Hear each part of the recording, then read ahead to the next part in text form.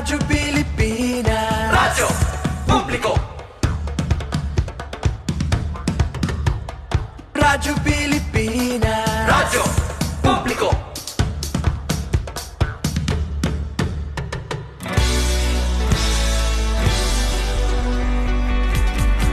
Mahalagang mga balita, napapanahong impormasyon. Kami ang inyong gabay pag may bagyo at sakuna. Serbisyo ng gobyerno kapag may nangangailangan. Mga proyekto ng Pangulo, damang-dama ang pagmamahal niya. Tulay ng mga hinaing, ang problema ng bayan ating lulutasin.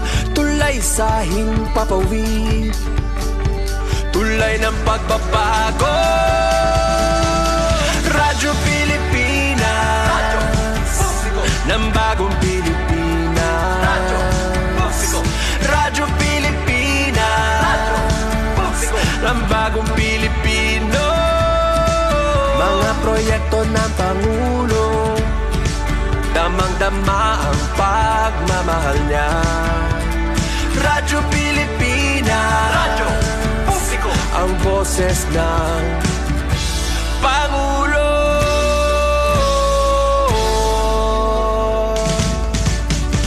Karamay nyo kami, kahit malayo man kami nakakarating. OFW magsasaka, buhay ay iba't iba, san mang lugar ng bansa natin. Tulay ng mga hinaing, ang problema ng bayan ating lulutasin. Tulay sa himpapawid, tulay ng pagbabago. Radyo Pilipinas, Radyo Publiko. Ng bagong Pilipinas, Radyo Publiko. Radyo Pilipinas, Radyo Publiko. Ng bagong Pilipino. Mga proyekto ng Pangulo, damang-dama ang pagmamahal niya. Radyo Pilipinas, Radyo Publiko. Ang boses ng Pangulo. Radyo Publiko. Radyo Pilipinas, Radyo Publiko. Radyo Pilipinas.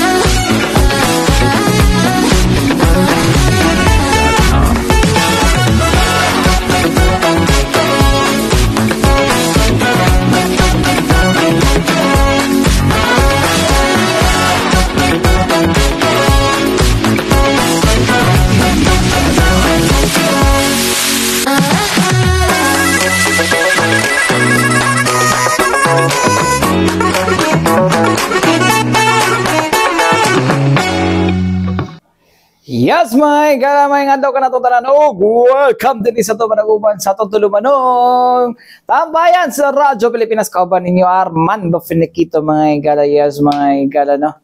Adlaw na kita karong Lunes, mga igala. Oy, 2 ka Lunes na lang, mga igala, bago ang bugnong lukay nun, mga igala. 2025, hatol ng bayan, mga igala, no? Din nilang sa to, sinyong sibiyan ng Radyo Pilipinas, Radyo Publiko, mga igala, no?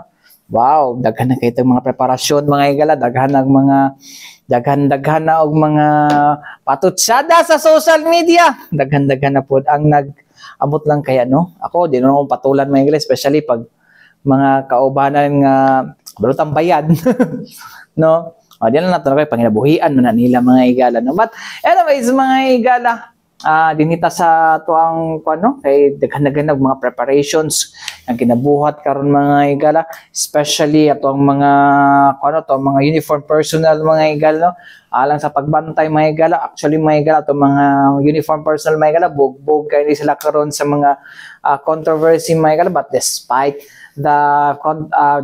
the issues mga katambayan, no, padayon gyapon sila, no, aron sa armantayan ang ato ang umaabot na pinili ay mga higala, no, especially karon mga higala, no, very unique mga higala, kadaghan na kayo mga nagapilapil mga higala, no, so free for all, free for all mga higala, unta di lang ta mawalaot mga higala, no, and of course mga higala, no, sa kung kuan, no, we should choose mga higala, no, our candidates mga higala, no, nga padaugon ang ato ang mga gusto ba, no, like for example kani sa tuang kuan ato ang pag-modernize atong weather system, no, o dapat katong mga lawmakers motoy magpadaog sa weather system nato mga higala, no. For example sa pagpabarato sa tuang bugas mga higala, moto to ang kuno, no, moto dapat nahimo natong padaugon mga higala, no, kanang nay kuan sa agrikultura mga higala, no, dili lang kay more on sa kasi ito makatag ayuda, puro na lang ta ayuda ani mga higala, no. So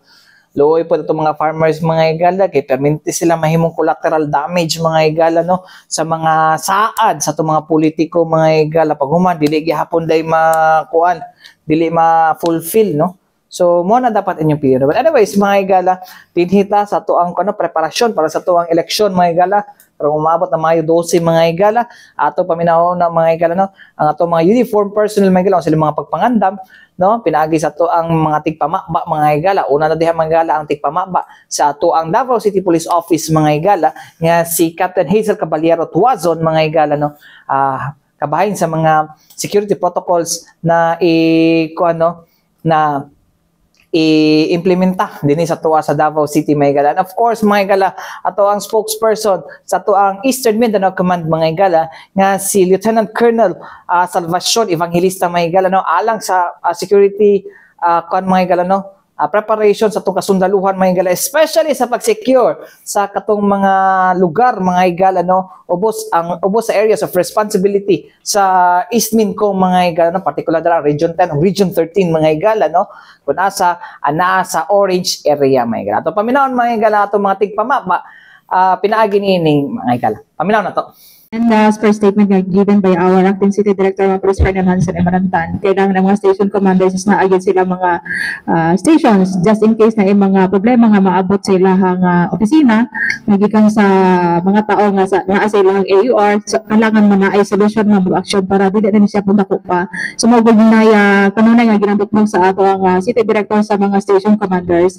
And with the mga election paraphernalias kung ay mabutang na sa mga voting centers, kailangan na po dito ang mga assign ng mga PNP personnel para mabantayan 24 hours ang mga paraphernalias nga nabutang na sa mga voting centers. Pila bang i-augment ato ma'am na personnel? Ang Davao City Police Office ma'am is naanat during Holy Week, before the Holy Week, naanat 100 PNP personnel from Police Regional Office 11. And ako bang i-check ma'am mo sa operation ko na by dagdag i-augment na to from Pilar 11 during the election period na good ma'am. Kay so far karon ma'am, okay man ang ato ang PNP personnel ma'am, bisang pa sa kabisi sa ato mga schedule sa mga programa sa Davao City Police Office na agad tayo naka-assign for the election paraphernalias na magbatay ng mga PNP personnel. Kaya mo na ato ang priority ma'am for this event karong Mayo 12 ma'am. Okay, so ma'am, wala gyapon i-consider ma'am Yes, ma'am. Wala tayo, as of this time, as of today, wala tayong mga areas of concern. Wala po tayong mga election-related incidents, ma'am. And we are hoping and praying na hangtod mga ng election, wala yun tayong record, ma'am, either sa diha po.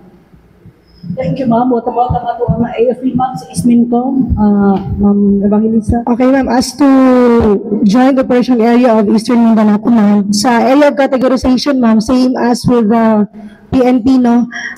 Sa Tibok joint operation area na po, ma'am, doon na lang tayo yung sa orange category, which is the election areas of immediate concern. So wala tayo red, ma'am, on the whole JOA of East Mincom. We have 20 municipalities and 2 cities, and these 20 municipalities and 2 cities is more on the areas of Region 10 and Region 13, ma'am. wherein makita po nato no as to statistics nga kani nga mga areas niya po no na pa ang pipila ka presence sa atong CTGs. That's why they are considered sa orange category sa immediate areas of concern nato. Since 20 lang ni ma'am, basi pwede nato ma-mention ma'am sa nga mga areas mo. These are the areas of Bukidnon, Camiguin, and we also have areas under Agusan del Sur, Surigao del Norte, Surigao del Sur, and Dinagat. Dinagat Islands, ma'am. Kasali ang Dinagat. Yes, orange category. Wala tayong red, sir. Yes, yung before na reported natin na merong nabilong sa red category is na downgrade na siya into orange category. So, ang pinakataas na ito nga level karon sa atong common area categorization is orange level. So the whole Agusan Sur, ma'am? Under Agusan Sur, ma'am, we have 9 municipalities and 1 city po. So, Bukidnon, Camiguin, Bukidnon, Camiguin, Agusan del Norte, del Sur, and Surigao del Sur. Dinagat Island. Negative po sa Dinagat. Surigao del Sur. Yeah, Surigao del Sur, which is 6 municipalities. And under Agusan del Sur, we have 9 municipalities and 1 city. Okay, so 20 lahat, ma'am. 20, ma'am, all in all municipalities and 2 cities under sa orange category. Oo, nag-orange category because of the presence sa NPA. Yes, and this also, ma'am, includes no sa mga reported not only sa part sa military, but this is true, ma'am, sa we have this committee, ma'am, di ba, under the COMELEC. So, di lang siya nabutang in this category through the military, but other reported na reports sa other agencies po. Pero from time to time, ma'am, nag-change sa ato ang mga categories just in case na napay mga... Yes, I believe, ma'am, through sa yung committee sa atong election committee, COMELEC committee, nag-change sila. But latest, ma'am, mauni ang atong categorization sa pagkakaroon. So, mo to mga igala na, ang mga pagpangandam sa tuang security forces mga igala na sa umaabot nga eleksyon. Sa tuang 2025 hatol ng bayan mga ingkal. So, eleksyon.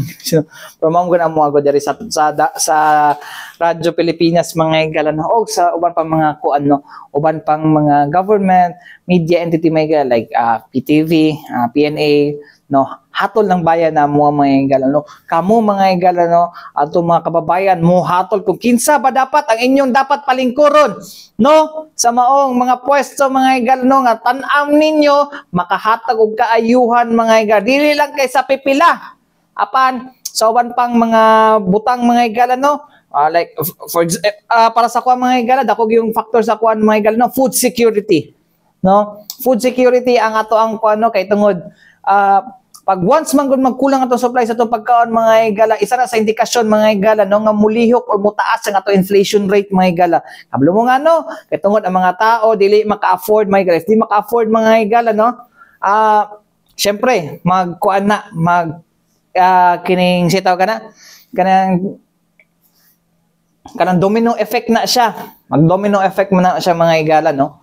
So mo na dapat atong tutukan mga igala, no. And of course, taasuhulan, well, para sa kuan, no, siguro, dili kinahanglan ang taasuhulan mga igala kung abot kaya ang atong pamaliton mga igala, no. So, mo man ang kuan, no, mo na halos kadatoy nagakuan ng mga mamumuo mga igala, happy na ba day Labor Day, no, karong Huwebes mga igala, no.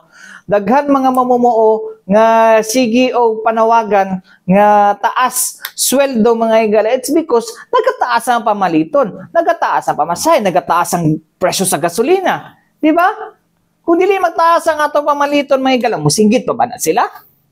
Di ba? So mo gina mga igala, no, ensure na to food security, basic necessities, prices of the basic commodities and necessities mga igala, nga dapat mo itutukan mga igala, no.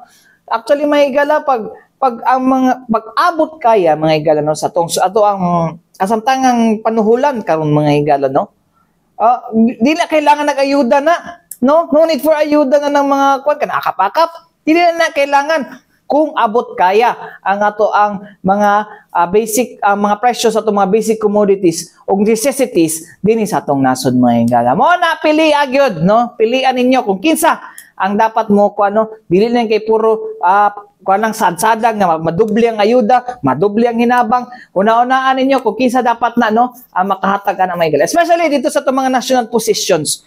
Huna-agi na ninyo mga higala. Anyways, mga higala, sa pagbalik ato sa paminawon mga higala, ang pagpangandam sa Department of Education mga higala, nasa sila ang mamahimong frontliner, especially ato mga magtutudlo mga higala, karong umaabot na May 12, national and local elections mga higala. Anyways, mga higala, balik ito man lang. So, importante, painumdum din ato si Bianan.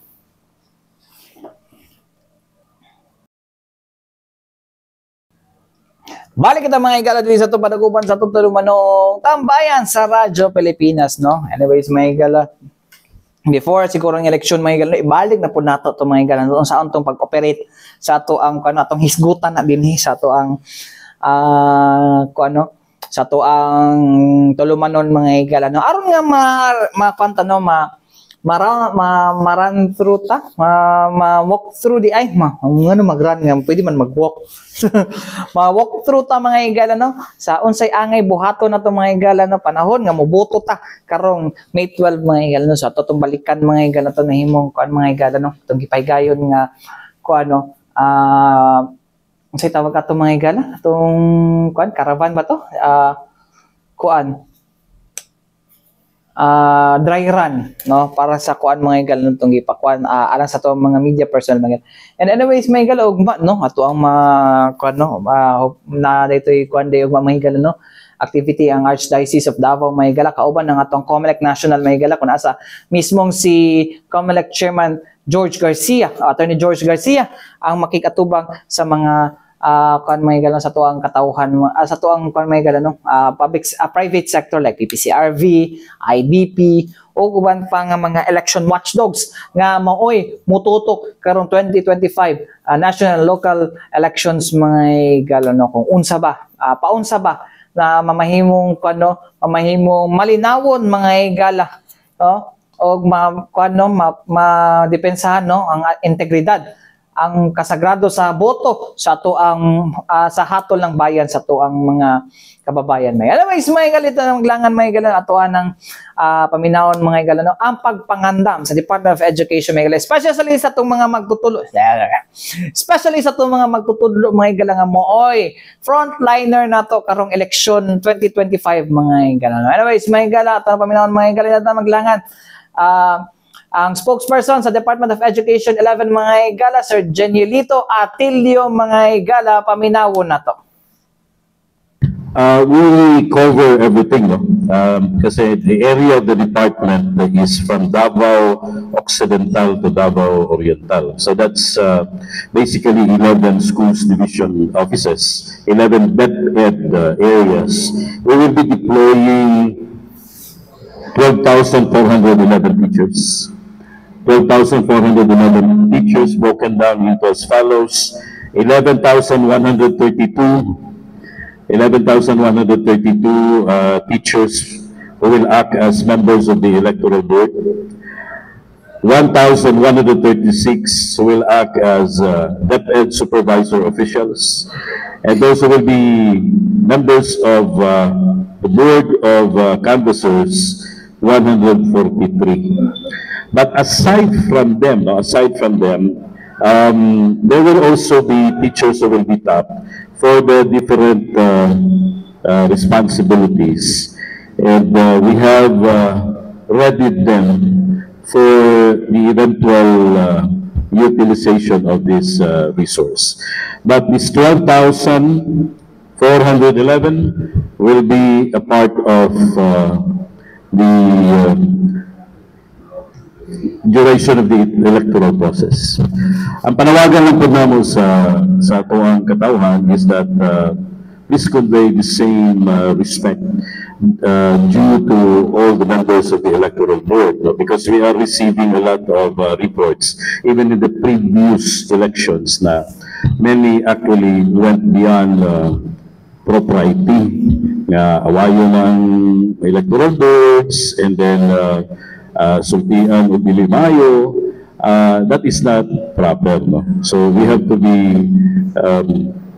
be assured of the employment of proper decorum inside the polling precinct, because inside the polling precinct, these members of the electoral boards are the ones deputized by the COMELEC, and they can carry the appropriate action that they can do unto you pursuant to policy.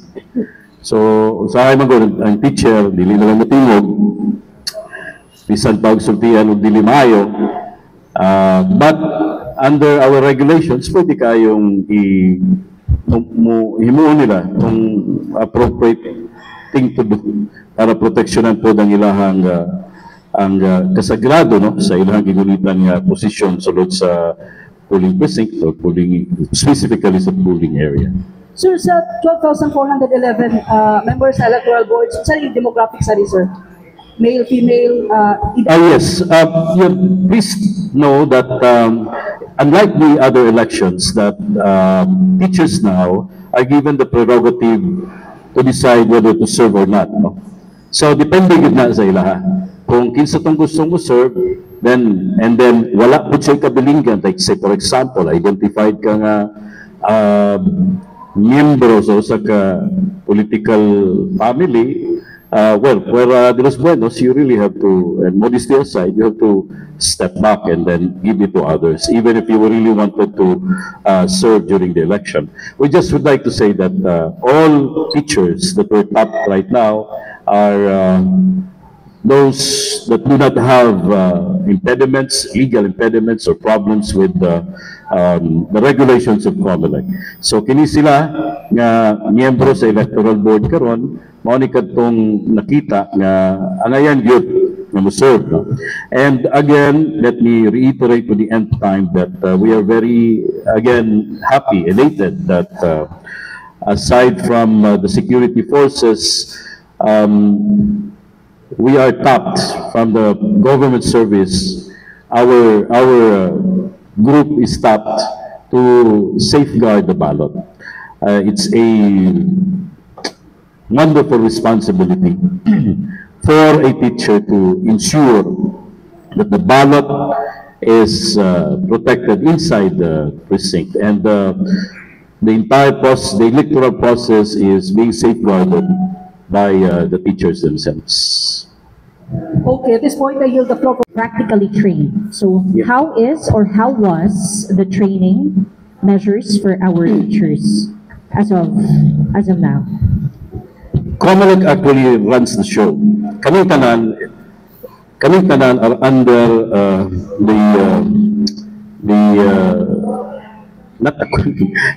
we are under the administration and management of the Commission on Elections. So all activities pertaining to election are actually spearheaded by COMELEC. So kini mga trainings, orientation, paggamit sa mga ekipo were actually provided by COMELEC to us. We just provide the human resource, no? And there were a series actually of engagements with COMELEC nga nahimong hanas usab kini ato mga magtutudlo.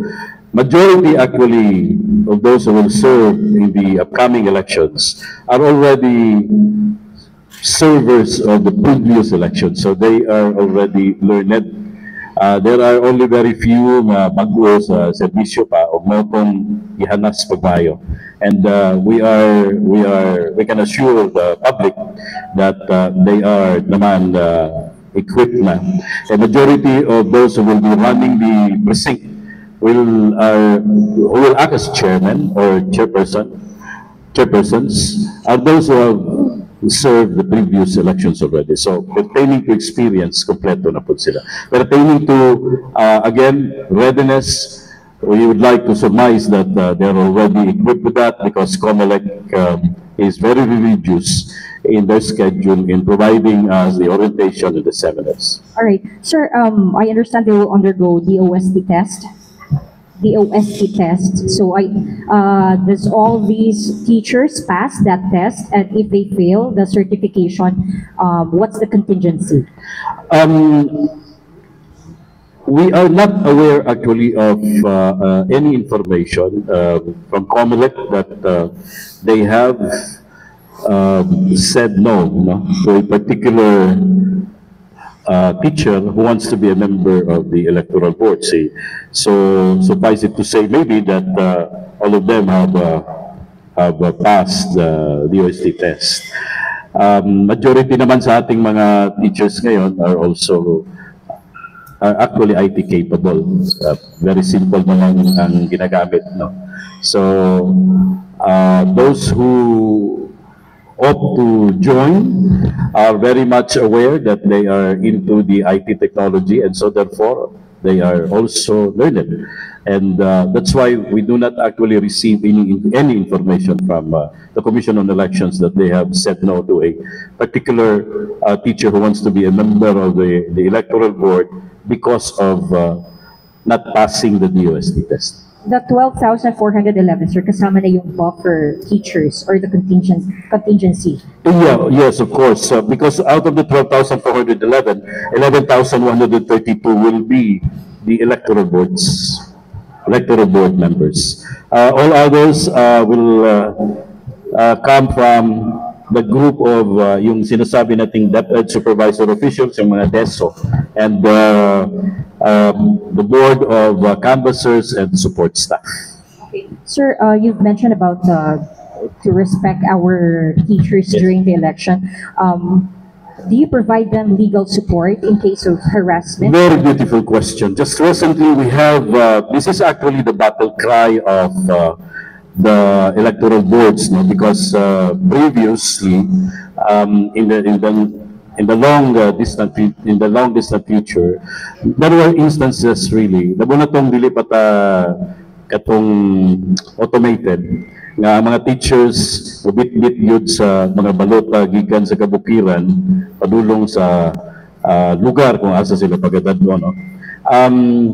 We were actually clamoring for legal support, and just recently the Honorable Secretary of the Department has inked an agreement with other government agencies, COMELEC, and then the PNP, the AFP, and part of the team is the Integrated Bar of the Philippines. They have come up with a memorandum of an agreement that the IBP will be supporting our teachers when it comes to issues pertaining to legal matters. So salamat po.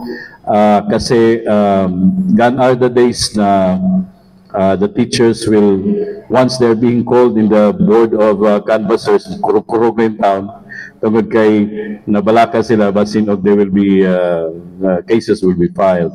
Ipatawag lang dito kay tungod silang kahago, katulugon na, hasta ang chinilas na sulod sa ballot box. Pero karon murag automated naman ta. So that's why I'm calling really for due respect, and to our teachers who will be part of the electoral board, and even non-teaching personnel who will be members of the electoral board. Were there cases filed last election, sir? Parang wala na ata. Wala. Yes. Kana man lang good, no? It's just the assurance that we are being taken care of. Kana lang. We are very happy with that. In fact, the honoraria that they are giving us has been increasing through the years. This is lifted from COMELEC Resolution 11076. 11076. Are you aware that the chairperson of the electoral board will now be receiving 12,000 pesos? 12,000. And the members of the electoral board will be receiving 11,000 pesos. The electoral board support staff, the IT support staff, and all the other support staff and aid will be receiving 8,000 pesos. The DepEd supervising official will receive 11,000 pesos. The DepEd supervising official technical support staff will receive 9,000. The DepEd supervising official administrative support staff will be receiving 8,000 pesos. And on top of that, DepEd will be providing also a minimum of 5 days service credit sa ato ang mga magtutudlo o non-teaching personnel who will be part of the electoral process. So Thank you, Comelec, because we are actually we have sent our our request to them, and they have responded positively. So that's why pasalamat gyud big ko usab. Apart from that, sir, how's the provisions of food? Provisions of food for the teachers. Provisions of food, I think there is a supply given by the school itself. Kaya mahirap magtanggap ng mga pagkain kahit saan. Tapos pag-upgrade mo, o dito tong laong sa politiko. Ma-charge kami, namulitik kami, gutom rin yung taon. Kitagaan na may pagkain. So we have to be very, very careful, really. We have to ensure that everything that we do are actually in accordance with policies, specifically days prior, on the day of the election, and even days after. So, mo to mga galano, ang pahayag ni DepEd 11 spokesperson, Sir Dodong, no? Pero ginilito ko niya pangalan ko. Sir Dodong Atilio mga igala, no? Well, mo to mga igala, no?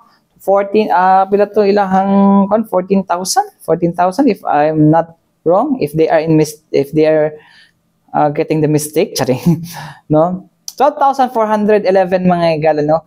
Ang magserbisyo mga igala. But anyways, mga igala, sumara sa ingingon mga igala, naghihapon sila yung madungog mga igala, no? Nga makadawat og kaning mga complaints mga igala, no? Gikan sa ato ang mga tawagan ni, ato ang mga kaning mga tao mga igala, no? Nga kusog kayo magkuan mga igala, no? Mangwan sa mga kuan mga igala, no? Teachers mga igala niya, wala man ang tanig ibuhat mga igala, no? Kasagaran ng mga botante, no? Mga botante, pwede man tanin niya na ikuan sa inyo mga watchers. Ay Diyos ko, pero karon mga igala, no? Medyo mainit karon mga igala, basig makakuan pa na sa respetuha po na ninyo ito mga magtutudlo po tawon. Ay, no? Ayaw po na ninyo palabihin na o sa panay nyo ang mga kuan emosyon di mga igala, kay basiin kampi sa pikas. Nagserbisyo ra po tao na mga igala.